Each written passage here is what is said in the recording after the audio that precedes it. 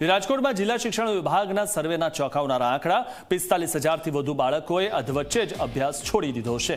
Drop out ratio ઘટાડવા માટે શિક્ષકોને કામે લગાવ્યા છે। બાળકો ફરી અભ્યાસ માટે જોડાય તે માટે કામે લગાવાયા છે અને 12,543 બાળકોના વાલીઓએ અભ્યાસ માટે મૂકવાની ના પાડી દીધી।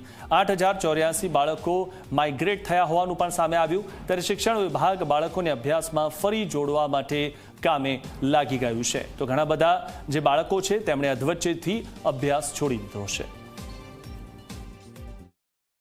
સીઆરસી અને શિક્ષક મિત્રો દ્વારા જ્યારે આનો સર્વે કરવામાં આવ્યો ત્યારે અમુક બાબતો જે ખૂબ સારી હતી તે પણ ધ્યાન ઉપર આવી અને ક્યાંક જે આપણે જાગૃત થવા જેવું હતું તે બાબતો પણ ધ્યાન ઉપર આવી છે।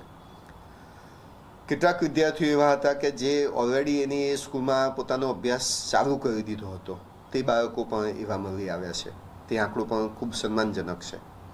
કેટલાક વાલીઓને સમજૂત કર્યા અને ફરીથી રીએનરોલમેન્ટ કરાવડાવ્યા અને આ વર્ષના પ્રવેશોત્સવ જે થવાનો છે હવે જે 17, 18, 19 તારીખોમાં જૂન મહિનામાં જે શાળા પ્રવેશોત્સવ થવાનો છે તેમાં આ બાળકોને અમે પ્રવેશ સુનિશ્ચિત કરવાના છીએ।